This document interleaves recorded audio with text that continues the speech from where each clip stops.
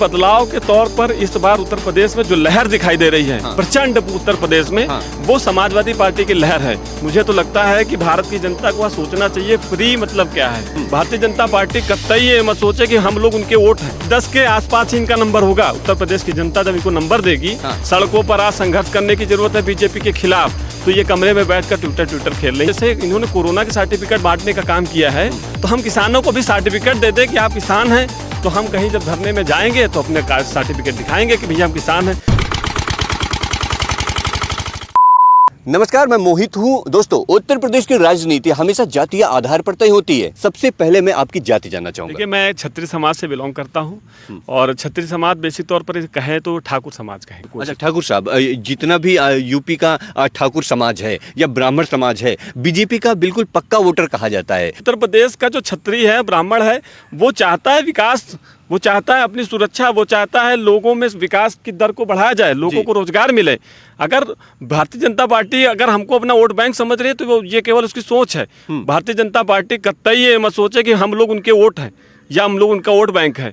क्षत्रिय समाज, ब्राह्मण समाज जिस तरफ विकास की गंगा बहेगी और उत्तर प्रदेश और देश की जो है सुरक्षा और विकास सुनिश्चित होगा, हम लोग उनके साथ जाने का प्रयास करेंगे। तो कहने का मतलब है कि इलेक्शन 2022 में ठाकुर समाज बीजेपी से दूर जाएगा? नहीं, बिल्कुल। देखिए, दूर जाने की बात नहीं है। भारतीय जनता पार्टी के साथ जो क्षत्रिय समाज जो सोचनीय क्षत्रिय समाज है, जो सोचता है उत्तर प्रदेश और देश के विकास के बारे में, उनके साथ है ही नहीं।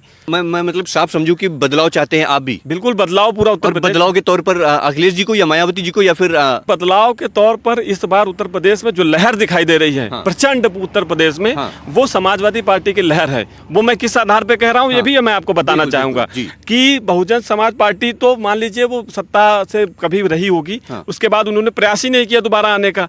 समाजवादी पार्टी की सरकार लगातार जितने टाइम तक रही है उत्तर प्रदेश में, उन्होंने विकास करने का काम किया और विकास करने के बाद आज उसी की बात करके वो लोग फिर पुनः सत्ता में आना चाहते हैं। वो धर्म और जात की बात नहीं कर रहे हैं। जी। बीजेपी से इतनी नाराजगी क्यों है ठाकुर साहब? बीजेपी से नाराजगी है, बहुत सारे ऐसे मुद्दे हैं। बड़ी बड़ी होल्डिंग लगा करके अगर ये कहा जाए कि हम फ्री में वैक्सीन दे रहे हैं, मुझे तो लगता है कि भारत की जनता को सोचना चाहिए फ्री मतलब क्या है।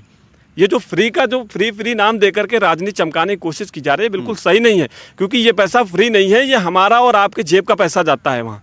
तो फ्री पे जो बड़े बड़े होल्डिंग लगा के राजनीति कर रही है भारतीय जनता पार्टी, हम सब इसके विरोध में हैं। क्या आपके परिवार वाले भी लोग चाहते हैं कि बदलाव हो आपकी बारी? बिल्कुल। देखिए, हम भी चाहते हैं और हमारे समाज से, हमारे परिवार के जितने भी लोग हमारे आसपास रहते हैं, सभी लोग ये देख रहे हैं कि कल अगर बच्चा इंटरमीडिएट पास होकर जाता था तो उसको लैपटॉप मिलने के उत्साह में वो अच्छी पढ़ाई करता था और उसे लैपटॉप मिलता था।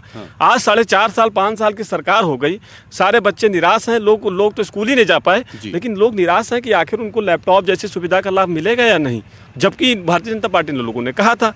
तो विद्यार्थी भी परेशान है और लोग अगर अस्पताल जाने की कोशिश करते हैं तो उनको सुविधा नहीं मिलती। तो लैपटॉप के फॉर्म भराए जा रहे हैं, मिलेगा समय आने पे? देखिए, समय तो आ गया है ना, बिल्कुल कह रहे हैं, समय तो आ गया है। अब चुनाव आ गया है, 1-2 महीने बाद चुनाव में सूचना जारी हो जाएगी। यही तो चुनाव। अभी आप देखिए, 16 तारीख को अभी जो है मोदी जी भी आ रहे हैं। एक्सप्रेसवे जो अभी पूरी तरह से कंप्लीट नहीं हुआ है, उसको ये लोग कितनी जल्दबाजी है इनको कि वो जनता को दे दें और बड़े बड़े होल्डिंग लगा दें कि हमने कर दिखाया। मतलब आपकी जो इलेक्शन 2022 में वोटिंग होगी, वो धर्म के आधार पे या विकास के आधार पे, मैं क्या समझूं? देखिए, उत्तर प्रदेश की राजनीति धर्म के आधार पर लोग राजनीति करने का प्रयास करते हैं, लेकिन उत्तर प्रदेश की जनता विकास के आधार पर जाना चाहती है।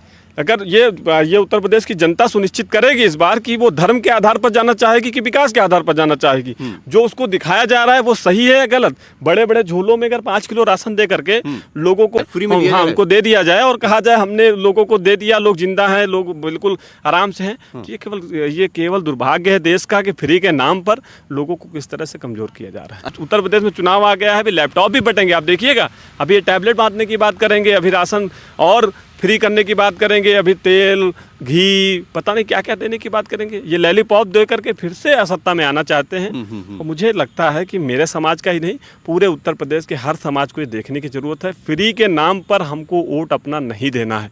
जो विकास की बात करेगा वो उत्तर प्रदेश में राज करेगा। योगी जी को 10 में से आप कितने नंबर देंगे? उत्तर प्रदेश की जनता जब इनको नंबर देगी, जब आप महामंथन में जाएंगे उत्तर प्रदेश की, तो आप समय बताएगा इलेक्शन 2022 में कौन किसको कितने नंबर जनता देती है। खैर, आपने ठाकुर साहब की बातों से क्या समझा समझा, क्या जाना, और इलेक्शन 2022 में आपकी बार यूपी में किस किस सरकार होने वाली है, अपनी राय मुझे कमेंट कर जरूर बताइएगा। चलिए मिलते हैं नई जगह पे नए मुद्दे के साथ, तो बने रहे हमारे साथ, देखते रहे भारत एक सोच, क्योंकि भारत एक मुल्क ही नहीं बल्कि एक सोच है और आज हर भारतीय को सोचने की जरूरत है। कैमरा पर्सन अनुज के साथ मोहित, लखनऊ। दोस्तों